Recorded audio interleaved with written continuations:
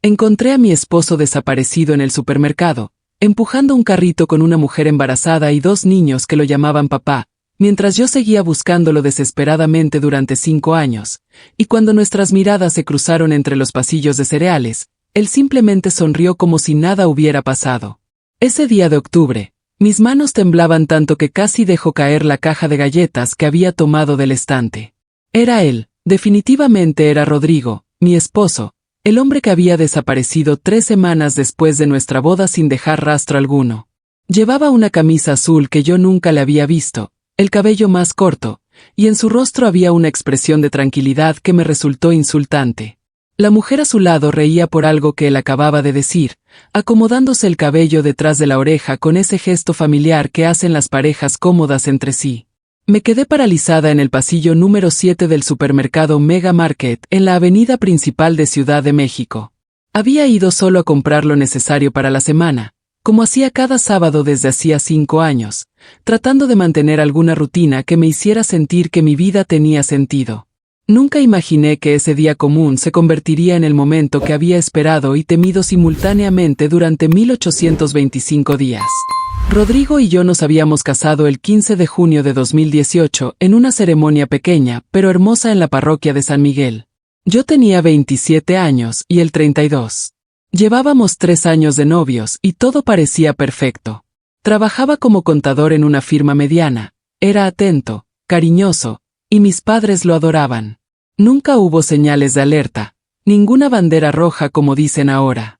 O tal vez si las hubo y yo estaba demasiado enamorada para verlas. La luna de miel fue en Cancún, 5 días de sol, playa y planes para el futuro.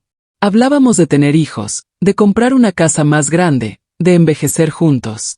Rodrigo me tomaba de la mano mientras caminábamos por la arena y me decía que yo era el amor de su vida. Recuerdo perfectamente el sabor de los margaritas que tomábamos al atardecer, el sonido de las olas rompiendo contra la orilla, la sensación de su piel bronceada contra la mía. Todo era tan real, tan tangible, tan verdadero. Regresamos a nuestra vida normal en la Ciudad de México. Yo trabajaba como diseñadora gráfica en una agencia pequeña y Rodrigo retomó su rutina en la oficina de contabilidad. Los primeros días fueron de acomodarnos a vivir juntos oficialmente, de reírnos porque ninguno sabía dónde habíamos guardado las toallas o de pelear amistosamente por quien había dejado la tapa del baño levantada. Eran discusiones tontas, llenas de besos y reconciliaciones rápidas. El último día que vi a Rodrigo fue un martes. Lo recuerdo porque ese día teníamos cita con el nutricionista para empezar una dieta juntos. Queríamos estar saludables para cuando llegaran los bebés. Salió de casa a las 7 de la mañana como siempre, con su portafolio negro de cuero que le había regalado en nuestro aniversario de novios. Me dio un beso en la frente, me dijo te amo, y cerró la puerta detrás de él. Ese fue el último contacto físico que tuvimos. Al principio no me preocupé cuando no llegó a casa esa noche. Pensé que tal vez se había quedado trabajando tarde, aunque era raro que no contestara el teléfono. Le mandé mensajes de texto, uno tras otro, cada vez más preocupados. A las 11 de la noche llamé a su oficina, pero nadie contestó. A medianoche llamé a su mejor amigo Carlos, quien me dijo que no sabía nada, que Rodrigo no había ido a trabajar ese día. Mi corazón empezó a latir descontroladamente. Llamé a hospitales, a la policía, a su familia. Su madre estaba tan confundida como yo. Su hermano menor, Javier, vino a casa inmediatamente y juntos revisamos todo el apartamento buscando alguna pista. No faltaba nada de su ropa, su maleta seguía en el closet, su pasaporte estaba en el cajón de siempre. Todo estaba exactamente como debía estar, excepto Rodrigo. Presenté una denuncia por desaparición de persona al día siguiente. El oficial que me atendió, un hombre de unos 50 años con bigote gris, me hizo preguntas que me partieron el alma. ¿Habían tenido problemas maritales? ¿Él consumía drogas? ¿Tenía deudas? ¿Había otra mujer? Respondí no a todas las preguntas, sintiéndome más confundida con cada negativa. No había razón alguna para que Rodrigo desapareciera. Los días se convirtieron en semanas. Pegué carteles con su foto por toda la ciudad. Su rostro sonriente me miraba desde postes de luz, paradas de autobús, murallas de edificios. Ofrecí una recompensa de 50,000 pesos por cualquier información. Creé páginas en redes sociales, compartí su foto 1000 veces, supliqué a cualquiera que pudiera saber algo que hablara conmigo. Su familia estaba devastada. Su madre lloraba cada vez que la veía, aferrándose a mí como si yo pudiera traerlo de vuelta. Su padre, un hombre fuerte y reservado, envejeció 10 años en un mes. Javier se convirtió en mi apoyo constante, ayudándome con todo, desde hablar con la policía hasta simplemente sentarse conmigo en silencio cuando las palabras ya no servían de nada. Un mes después de la desaparición descubrí algo que me heló la sangre. Fui al banco a revisar nuestras cuentas conjuntas porque necesitaba dinero para seguir pagando el apartamento. La cuenta estaba vacía. Los 120,000 pesos que habíamos ahorrado juntos durante años, el dinero que íbamos a usar como enganche para una casa, habían sido retirados el mismo martes que Rodrigo desapareció. Lo había sacado todo, hasta el último peso, a las 8 de la mañana, una hora después de salir de casa. Me senté en el piso del banco y lloré sin importarme quién me viera. La gerente, una mujer llamada Patricia, me ayudó a levantarme y me llevó a su oficina. Me mostró los registros de la transacción. Era definitivamente la firma de Rodrigo, su identificación había sido verificada, todo estaba en orden desde el punto de vista legal. Él tenía derecho a ese dinero tanto como yo. ¿Pero por qué? Esa pregunta me atormentaba cada minuto de cada día. ¿Por qué casarse conmigo si planeaba irse? ¿Por qué hacer todos esos planes de futuro? ¿Por qué decirme que me amaba si todo era mentira? Intenté encontrar respuestas en cada recuerdo, analizando cada conversación, cada gesto, cada momento que habíamos compartido, buscando señales que había pasado por alto. Revisé su computadora, su correo electrónico, sus mensajes de texto. No encontré nada sospechoso. Hablé con sus compañeros de trabajo, con amigos que no había visto en años, con vecinos, con el portero de nuestro edificio. Nadie sabía nada. Era como si Rodrigo hubiera sido tragado por la tierra, o como si nunca hubiera existido realmente. La policía me dijo que probablemente había huido voluntariamente, que no era un crimen dejar a tu esposa, que como adulto tenía derecho a desaparecer si quería. Me sugirieron que siguiera adelante con mi vida, que solicitara el divorcio por abandono. Pero ¿cómo podía seguir adelante sin saber qué había pasado? ¿Cómo podía cerrar ese capítulo cuando ni siquiera entendía lo que había leído? Los meses pasaron y empecé a perder la esperanza. Mis padres me suplicaban que volviera a vivir con ellos, que dejara el apartamento lleno de recuerdos. Pero no podía. ¿Y si Rodrigo regresaba y yo no estaba ahí? ¿Y si tenía una explicación perfecta para todo y yo había renunciado a él? Me aferraba a esa posibilidad como un náufrago se aferra a un trozo de madera. Tuve que vender mi auto para pagar las deudas. Rodrigo no había pagado las últimas 2 mensualidades del crédito y yo no sabía nada al respecto. También descubrí que había sacado un préstamo personal de 30,000 pesos 2 semanas antes de desaparecer. Todo ese dinero había desaparecido con él. Mi trabajo empezó a resentirse. No podía concentrarme, cometía errores constantemente, llegaba tarde. Mi jefa, Sandra, fue paciente al principio pero eventualmente tuvo que hablar conmigo. Me dijo que entendía mi situación pero que la empresa no podía seguir así. Me ofreció un mes sabático sin goce de sueldo para que me recuperara. No tuve más opción que aceptar. Ese mes fue el más oscuro de mi vida. Me quedaba en cama hasta mediodía, comía solo cuando el hambre era insoportable, lloraba sin razón aparente. Mis amigas intentaban animarme, me invitaban a salir, me traían comida casera.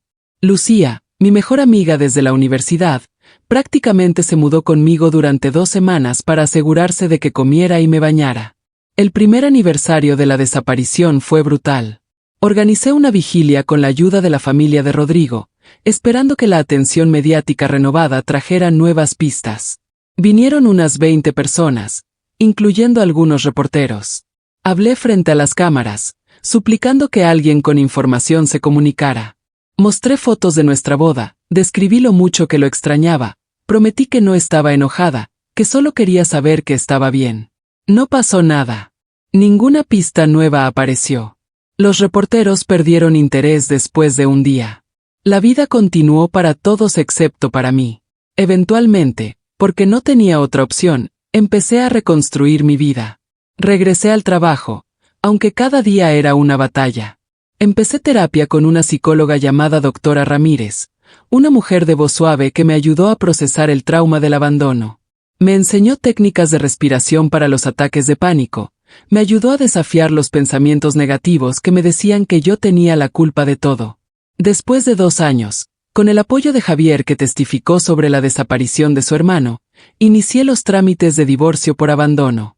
Fue uno de los días más tristes de mi vida, firmar esos papeles en el juzgado, admitir oficialmente que mi matrimonio había terminado sin siquiera haber empezado realmente. El juez, un hombre mayor con lentes gruesos, me miró con compasión cuando declaré que no sabía el paradero de mi esposo. Con el tiempo, el dolor agudo se convirtió en un dolor sordo y constante. Aprendí a vivir con la incertidumbre, aunque nunca dejé de buscar. Cada hombre alto con cabello oscuro en la calle hacía que mi corazón se acelerara. Cada vez que sonaba un teléfono desconocido, pensaba que tal vez era él. Seguía revisando las redes sociales compulsivamente, buscando su nombre, su rostro, cualquier pista. Cumplí 30 años en terapia, llorando porque Rodrigo me había prometido una fiesta sorpresa para esa década especial. Cumplí 31 con mis amigas en un karaoke, fingiendo que me divertía. Cumplí 32 sola en mi apartamento, aceptando finalmente que tal vez nunca sabría qué había pasado. Y entonces llegó ese sábado de octubre, 5 años y 4 meses después de la desaparición. Ese momento en el supermercado cuando el mundo se detuvo. Rodrigo me vio. Sé que me vio porque nuestros ojos se encontraron directamente. Vi el shock en su rostro, el reconocimiento instantáneo, y luego algo peor. Vi cómo tomaba una decisión. Vi cómo sus ojos se endurecían, cómo su mandíbula se tensaba. Y entonces hizo lo impensable. Le dijo algo a la mujer embarazada, tomó el carrito, y empezó a caminar en dirección opuesta, alejándose de mí deliberadamente.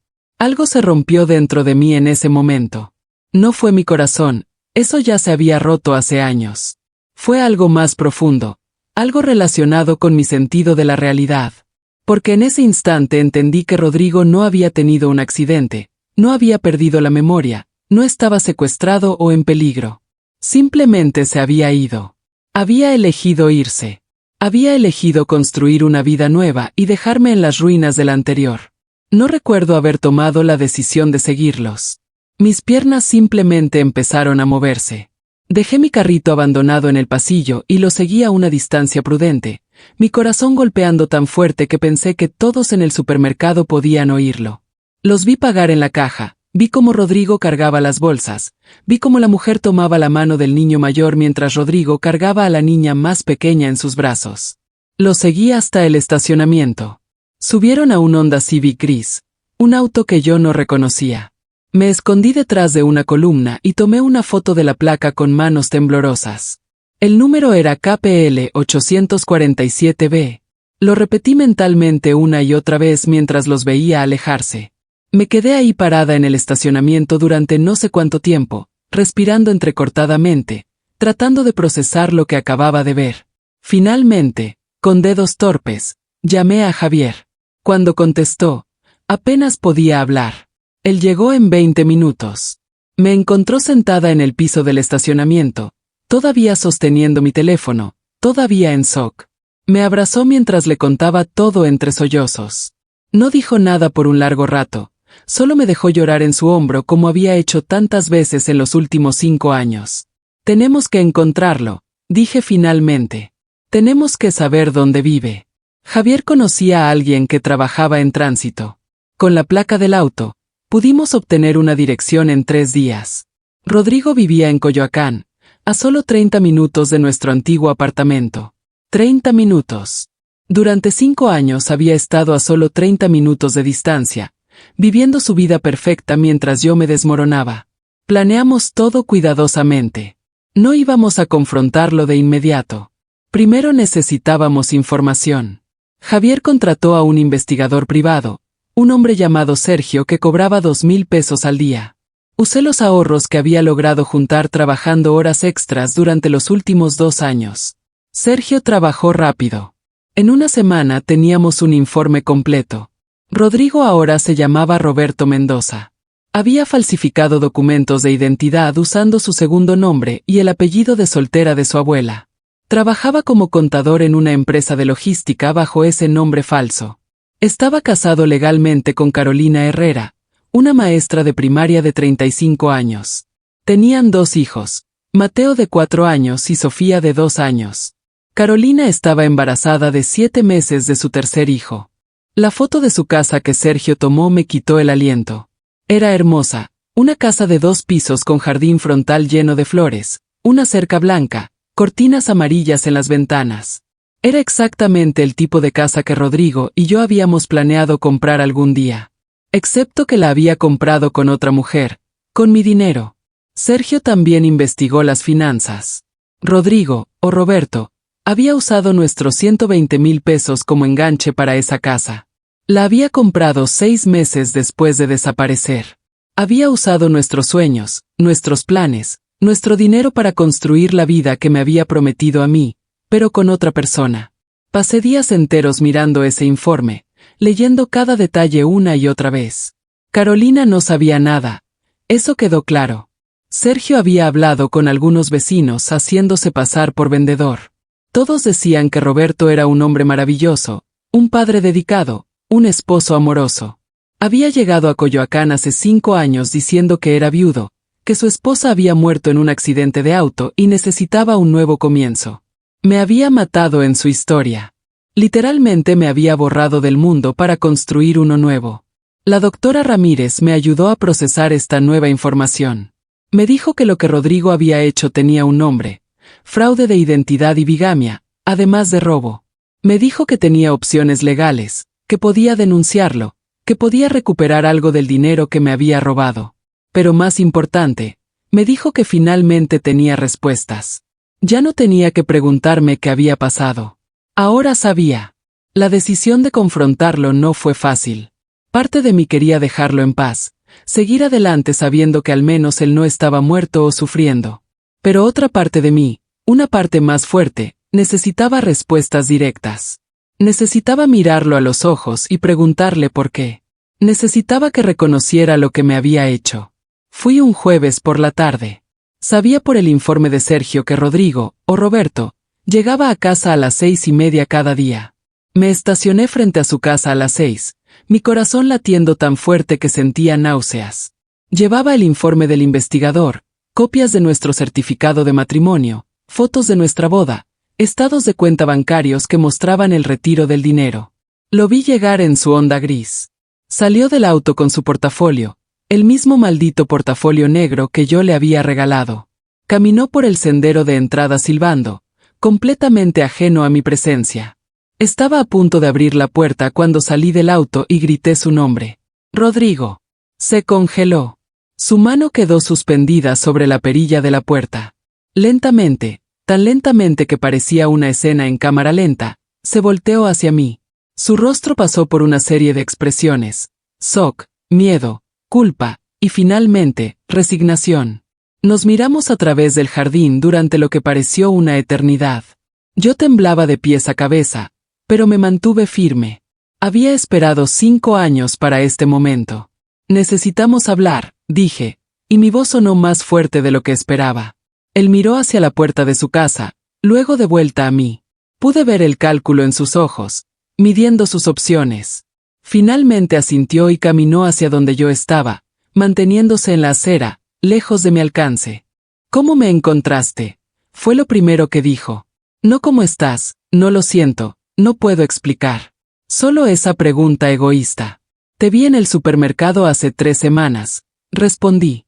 ¿En serio pensaste que podías vivir en la misma ciudad y nunca cruzarte conmigo?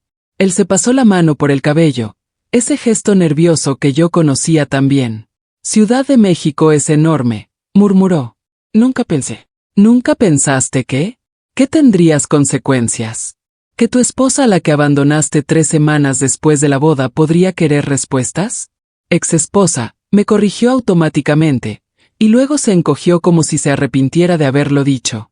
Algo en mí se quebró con esas palabras. ¿Ex esposa? ¿En serio? Yo tuve que pelear durante 2 años para conseguir un divorcio por abandono. Mientras tanto, ¿tú qué? ¿Te casaste con ella también? ¿Eso te hace bígamo además de ladrón? Su rostro palideció. Baja la voz, suplicó, mirando nerviosamente hacia la casa. Carolina no sabe nada de esto. ¿Carolina? Así que es Carolina, dije amargamente. ¿Ella sabe que compraste esta casa con el dinero que robaste de tu primera esposa? ¿Sabe que Roberto Mendoza ni siquiera es tu nombre real? Por favor, dijo, y había genuino pánico en su voz ahora. Por favor, no arruines esto. Tengo una familia. La risa que salió de mí sonó histérica incluso a mis propios oídos. ¿Qué no arruiné esto? Rodrigo, tú destruiste mi vida. Pasé 5 años buscándote, llorándote, preguntándome si estabas muerto en alguna zanja. Tu madre todavía prende una vela por ti cada domingo en la iglesia. Tu padre tuvo un infarto del estrés. ¿Y tú estabas aquí, jugando a la casita feliz? Fue un error, dijo débilmente. Casarme contigo fue un error. Sus palabras fueron como cuchillos. ¿Un error? ¿3 años de noviazgo fueron un error? ¿Nuestra boda fue un error? ¿Los planes que hicimos, los sueños que compartimos, todo fue un error? No era feliz, explotó finalmente. ¿Ok? No era feliz. Sentía que me estaba ahogando. Todos tenían expectativas sobre mí, sobre nosotros, sobre lo que debía ser nuestro matrimonio. Me sentía atrapado. Y entonces conocí a Carolina y por primera vez en años me sentí vivo. ¿Cuándo? Pregunté, aunque parte de mí no quería saber. ¿Cuándo la conociste? 1 año antes de casarnos, admitió, sin mirarme a los ojos. En una conferencia de contabilidad. Intenté alejarme de ella, lo juro que lo intenté. Pero después de la boda, después de todos esos compromisos y promesas, me di cuenta de que no podía hacerlo. No podía vivir una mentira. No podías vivir una mentira, repetí incrédulamente. Pero sí podías robar mi dinero, falsificar una identidad, y abandonarme sin una palabra. Eso no es mentira para ti. Necesitaba ese dinero para empezar de nuevo, dijo defensivamente. Tú tenías trabajo, tenías a tu familia. Yo no tenía nada. Tenías una esposa, grité, sin importarme ya si Carolina o los vecinos podían oírme. Tenías responsabilidades. Tenías una vida. No puedes simplemente robar todo y desaparecer porque no eres feliz. ¿Qué querías que hiciera? Gritó de vuelta. ¿Que me quedara en un matrimonio que no quería? ¿Que arruinara tu vida siendo miserable cada día? ¿Que te mintiera para siempre? Quería que fueras honesto, dije, y mi voz se quebró. Quería que me respetaras lo suficiente como para decirme la verdad. Quería que me devolvieras mi dinero. Quería que me permitiera seguir adelante en lugar de dejarme atrapada en un limbo durante 5 años sin saber si estabas vivo o muerto. Lo siento, dijo finalmente, pero sonó hueco. Lo siento, pero no puedo devolver el tiempo. No puedo devolver el dinero, lo usé para la casa. Y no puedo dejar que arruines lo que he construido aquí. No vine a arruinar nada, dije, sacando los papeles de mi bolso. Vine porque necesito que entiendas el daño que causaste. Y vine porque merezco una compensación. Le mostré todo.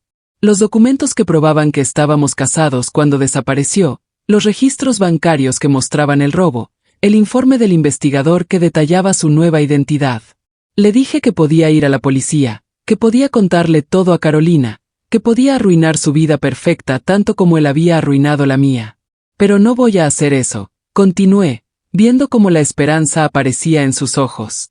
No voy a hacerlo porque no soy como tú. No destruyo vidas por mi propio beneficio. Pero vas a pagarme de vuelta. Los 120,000 pesos más intereses.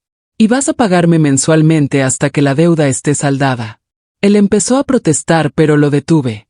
O haces esto, o voy a tu casa ahora mismo y le cuento a Carolina quién eres realmente.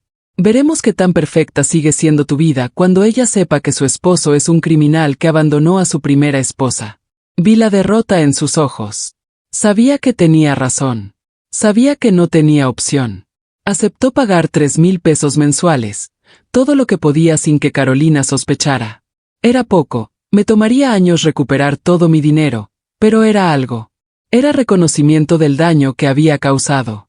Firmamos un acuerdo ahí mismo, en la calle frente a su casa perfecta. Lo hice escribir todo de su puño y letra, admitiendo lo que había hecho, comprometiéndose al pago. Lo fotografié y lo grabé en video para tener evidencia. No iba a permitir que desapareciera de nuevo. ¿Alguna vez me amaste?, pregunté antes de irme. Necesitaba saberlo. Él fue silencioso por un largo momento. Creí que sí, dijo finalmente. Pero tal vez solo amaba la idea de ti, la idea de la vida que se suponía que debía tener. Nunca fui lo suficientemente valiente para admitir que quería algo diferente.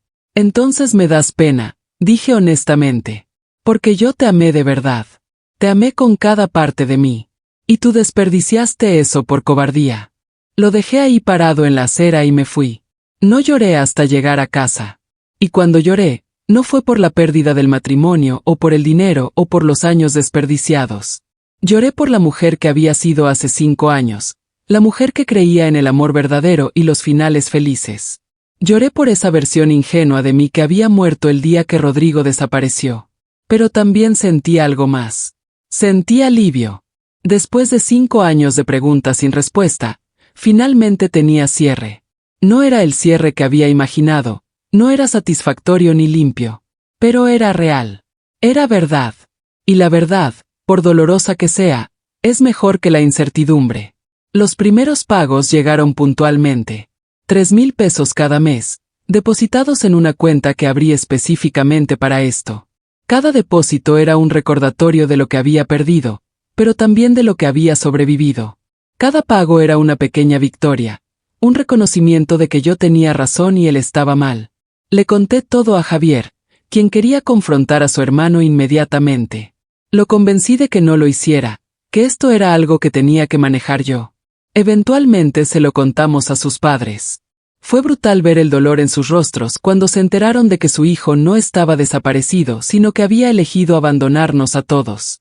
Mi terapeuta, la doctora Ramírez, dijo que finalmente podía empezar el verdadero proceso de sanación ahora que sabía la verdad. Tenía razón. Algo cambió en mí después de esa confrontación. La ansiedad constante que había cargado durante 5 años empezó a disiparse. Los ataques de pánico se volvieron menos frecuentes. Empecé a dormir mejor. Empecé a salir con amigos de nuevo sin sentir culpa. Acepté una promoción en el trabajo que había estado evitando porque requería más responsabilidad. Me corté el cabello que había mantenido largo porque a Rodrigo le gustaba así. Empecé clases de yoga. Pequeños pasos hacia una vida que era mía, no sombras de la vida que había planeado con él. Un año después de la confrontación, en el cumpleaños 33, organicé una pequeña fiesta en mi apartamento. Mis amigos vinieron, Javier vino, incluso vino un compañero de trabajo llamado Daniel que me había invitado a salir 3 veces y a quien había rechazado otras tantas por no estar lista. Esa noche, lo miré de manera diferente. Vi la posibilidad de algo nuevo. No fue instantáneo. No hubo momento mágico donde todo se curó. Pero lentamente, mes tras mes, pago tras pago, empecé a sentirme como una persona completa de nuevo. Empecé a creer que merecía ser feliz, que mi valor no estaba definido por el hombre que me había abandonado. Daniel y yo empezamos a salir casualmente. Nada serio al principio, solo cafés después del trabajo, caminatas en el parque, conversaciones que duraban hasta tarde en la noche. Él sabía mi historia. Se la conté en nuestra tercera cita porque sentía que merecía saber con qué estaba lidiando. Esperé que saliera corriendo, pero en lugar de eso tomó mi mano y me dijo que todos tenemos pasados, que lo que importa es quién decidimos ser ahora. No lo amé de la forma en que había amado a Rodrigo. Ese tipo de amor ingenuo y cegador se había ido para siempre. Pero lo que sentía por Daniel era diferente, más maduro, más consciente. Era un amor construido sobre honestidad y respeto mutuo, no sobre fantasías de lo que debería ser. 2 años después de encontrar a Rodrigo, recibí el pago final. 142,000 pesos en total, incluyendo intereses que yo misma calculé. Era menos de lo que realmente me debía si contabas el dolor emocional, los años de terapia, las oportunidades perdidas. Pero era suficiente. Era reconocimiento.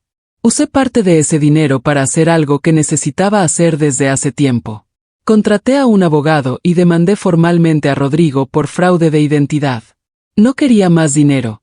Solo quería que quedara registro legal de lo que había hecho. El proceso fue largo y complicado, pero eventualmente ganamos. Rodrigo tuvo que pagar una multa adicional de 50,000 pesos al gobierno y quedó con antecedentes penales. No sé cómo explicó todo eso a Carolina. Nunca la contacté directamente. Nunca destruí su familia intencionalmente. Pero ella merece saber la verdad eventualmente, y tal vez algún día la descubra por sí misma. No es mi responsabilidad protegerla de las decisiones de su esposo. Con el resto del dinero y algunos ahorros propios, finalmente compré mi propio departamento. No era grande ni elegante, pero era mío.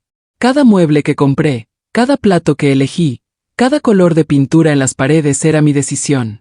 Era mi espacio, libre de recuerdos dolorosos y expectativas rotas. Daniel me ayudó a mudarme. Cargó cajas, armó muebles, pintó paredes. No porque se lo pedí, sino porque quiso. Porque así era él, presente y confiable de maneras que Rodrigo nunca fue. Esa noche, cuando todo estaba desempacado y el apartamento empezaba a sentirse como hogar, me besó en mi nueva cocina y me preguntó si podíamos intentar algo más serio. Le dije que sí, pero despacio. Todavía había partes de mí que estaban sanando, cicatrices que dolían cuando las tocaban. Él entendió, dijo que no tenía prisa, que me esperaría el tiempo que necesitara. Mi trabajo en la agencia de diseño prosperó. Me dieron mi propio equipo para liderar después de que completara exitosamente un proyecto importante para un cliente internacional. Por primera vez en años, me sentía profesionalmente realizada, no solo sobreviviendo sino prosperando. Javier siguió siendo uno de mis mejores amigos. Nunca perdonó completamente a su hermano por lo que me hizo, pero eventualmente hizo las paces con la situación. Sus padres decidieron no tener más contacto con Rodrigo, lo cual les rompió el corazón, pero sintieron que era necesario. Habían perdido un hijo, pero yo había ganado una segunda familia que me apoyaba incondicionalmente. En mi cumpleaños 35, Daniel organizó una fiesta sorpresa. Cuando entré a mi departamento esperando una noche tranquila y lo encontré lleno de todos mis amigos, mi familia, mis compañeros de trabajo, empecé a llorar. Pero esta vez eran lágrimas de alegría, no de dolor. Miré alrededor de la habitación llena de personas que me amaban y me apoyaban, y me di cuenta de algo importante. Rodrigo no había destruido mi vida, solo había desviado su curso. Y tal vez ese desvío me había llevado exactamente a donde necesitaba estar. Esa noche, después de que todos se fueron, Daniel me dio un pequeño paquete envuelto en papel azul. Dentro había una llave. Es una copia de la llave de mi apartamento, explicó nerviosamente. Sé que no estamos listos para vivir juntos todavía, pero quiero que sepas que mi puerta siempre está abierta para ti. Que tienes un lugar seguro conmigo cuando lo necesites. Lloré de nuevo, pero abracé esa llave como si fuera el regalo más precioso del mundo. Porque en cierto modo lo era. Era un símbolo de confianza, de compromiso sin presión, de amor que respetaba mis límites y mi necesidad de independencia. La doctora Ramírez me dio de alta de terapia regular ese año, aunque todavía la veía ocasionalmente para mantenimiento. Me dijo que estaba orgullosa de mí, del trabajo que había hecho, de la persona en la que me había convertido. Me recordó que la sanación no es lineal, que tendría días malos incluso años después, pero que ahora tenía las herramientas para manejarlos. Una tarde de diciembre, exactamente 7 años después de la desaparición de Rodrigo, estaba caminando por el parque cuando vi a una pareja joven tomados de la mano, claramente recién casados por los anillos brillantes en sus dedos. Los observé por un momento, recordando cómo había sido yo una vez, llena de esperanza y planes de futuro. Pero en lugar del dolor punzante que hubiera sentido antes, solo sentí una especie de nostalgia suave. Extrañaba a esa chica que había sido, su inocencia, su fe ciega en los finales felices. Pero también apreciaba a la mujer en la que me había convertido, más fuerte, más sabia, más resiliente. Había pagado un precio terrible por esa sabiduría, pero la tenía de todos modos. Saqué mi teléfono y le mandé un mensaje a Daniel. Te amo. Escribí. Era la primera vez que se lo decía, y lo decía porque era verdad, no por miedo o desesperación o necesidad. Lo decía porque él me había mostrado que el amor podía ser seguro, que podía ser constante, que no todos desaparecerían. Su respuesta llegó inmediatamente. Yo también te amo. ¿Cena esta noche en nuestro lugar favorito?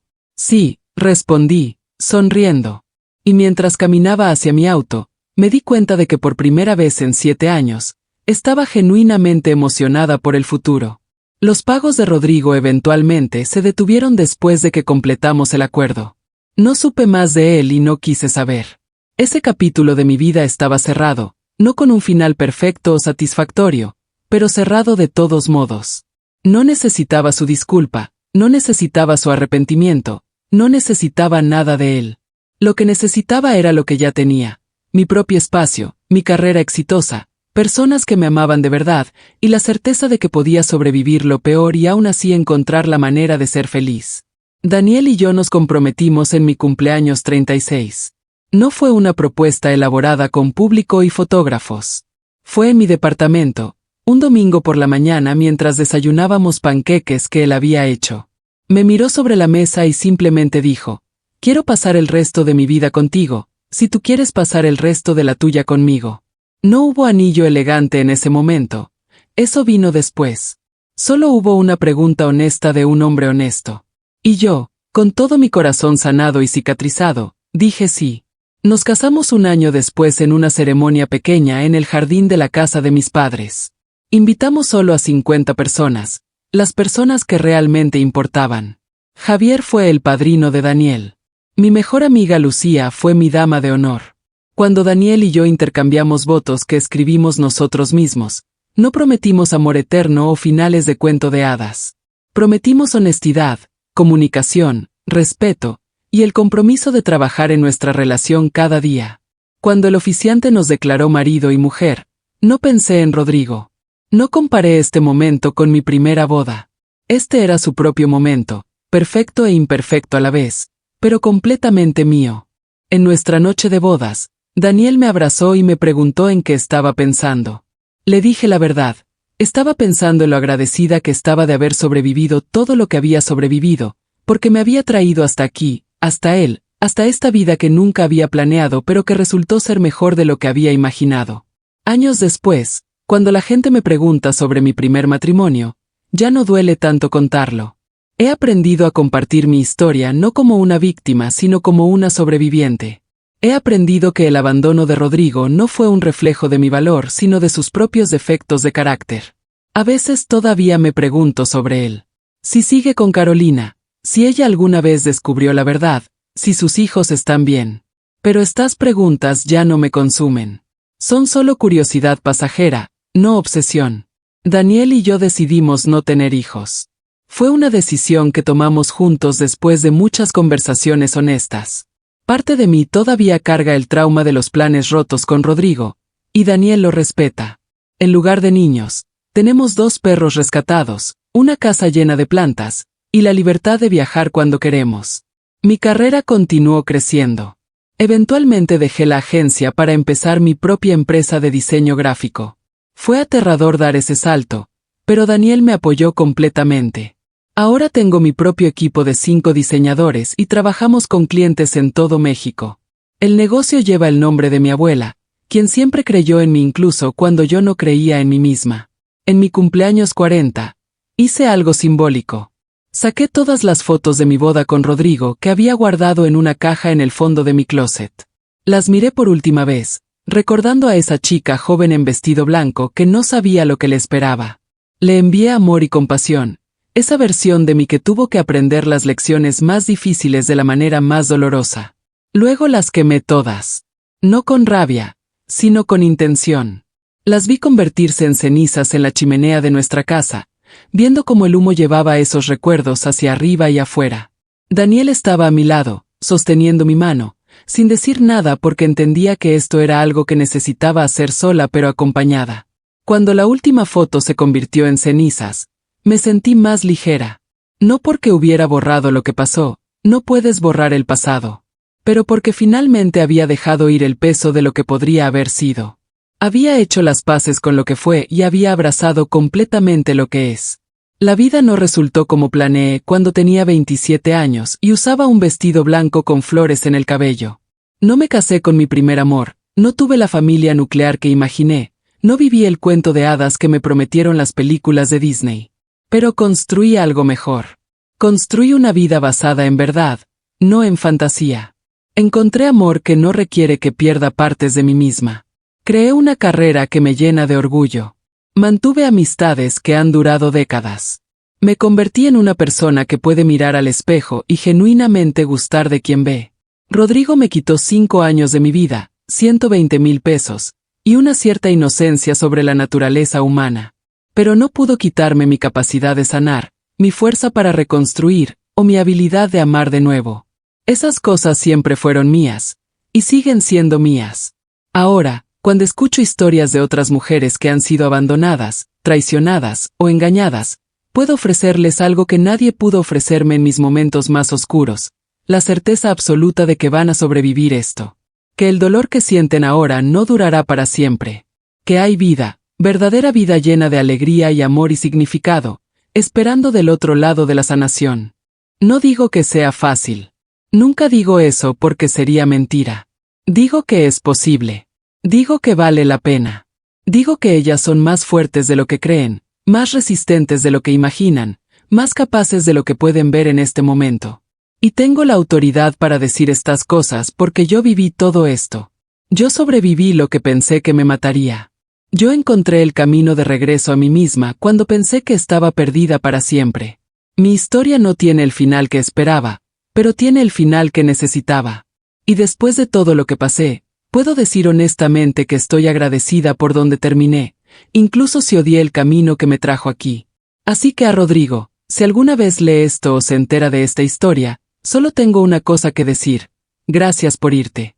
Porque al desaparecer de mi vida, me diste la oportunidad de encontrarme a mí misma.